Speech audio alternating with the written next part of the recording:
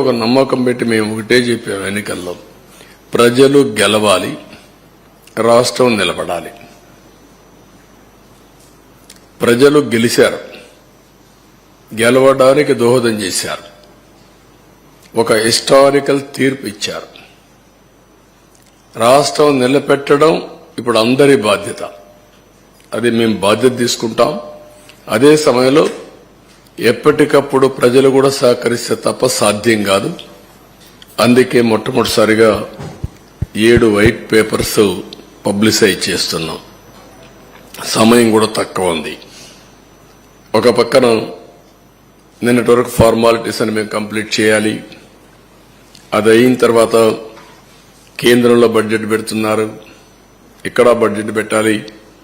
కేంద్రంలో బడ్జెట్ పెట్టే ముందు మన సమస్యలన్నీ వాళ్ళ దృష్టికి తీసుకొచ్చి ఎంతవరకు వీలైతే అంతవరకు మనం ఫండ్స్ తెచ్చుకోవడం కానీ, అదే మరి ప్రాజెక్టులు తీసుకోవడం కానీ ఇవన్నీ జరగాల్సిన అవసరం ఉంది.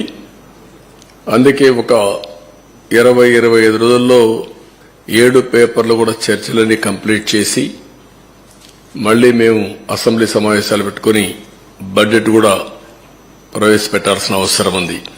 లేకపోతే మళ్లీ ఒక సంవత్సరం మనకు ఒక కన్ఫ్యూజన్ లో పోయే పరిస్థితి వస్తుంది. అందుకే మేము 7 సబ్జెక్ట్స్ కూడా మీకు ఒక ఐడియా ఉంది. మేము కూడా టైం టేబుల్ ఇస్తాం. దీనిపైన తరోగా చర్చ చేస్తాం. చర్చ చేసిన తర్వాత ప్రజలందరూ ఇచ్చిన సజెషన్స్ కూడా తీసుకొని వెబ్సైట్స్ అన్ని, ఇప్పుడు ఇరిగేషన్ ఉంది, ఈ ఇరిగేషన్ ఒక వెబ్సైట్ ఓపెన్ చేస్తాం. టోటల్ డాక్యుమెంట్స్ అన్ని అందులో పెడతాం. ఎందుకంటే ఒక అలవాటు అయిపోయింది, ఏది చేసినా ఎదురుదాడి చేయడం. ఒక మీడియాలో ఇదే పనిగా వాళ్లకు క్రెడిబిలిటీ లేకపోయినా, విశ్వసనీయత లేకపోయినా చెప్పిన తప్పులే 100 సార్లు చెప్పి ప్రజలను నమ్మించే ప్రయత్నం చేయడం. దానికి చెక్ పెట్టాల్సిన అవసరం ఉంది. దానికోసమే ఈరోజు మా ప్రయత్నం.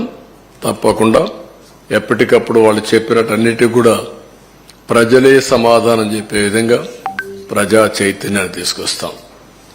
ఇప్పుడు ఫస్ట్ తీసుకున్న పేపర్ మేము చూస్తే 2 భాగాలున్నాయి. కానీ మొదటి భాగం పోలవరం, రెండవది ఇరిగేషన్ ప్రాజెక్ట్స్, సాగునీటి ప్రాజెక్టులు. ఈరోజు మేము సాగునీటి ప్రాజెక్టులు తీసుకోవడం లేదు. ఆంధ్రప్రదేశ్ రాష్ట్రానికి సాగునీటి ప్రాజెక్టుల అవసరం చాలా ఉంది. ఆ రోజు తెలుగుదేశం పార్టీ హయాంలో 64,000 కోట్ల రూపాయలు, 67,000 కోట్ల రూపాయలు 5 సంవత్సరాల్లో ఇరిగేషన్ పైన ఖర్చు పెట్టాం. ఇప్పుడైతే మెయింటెనెన్స్ కూడా ఇవ్వలేని పరిస్థితి వచ్చింది. అవన్నీ నేను కూడా ఒక వారం తిరిగాను. రాష్ట్రంలో ప్రజా చైతన్యం తీసుకొచ్చాను. ఆ విషయాలు మళ్లీ నేను మాట్లాడతాను.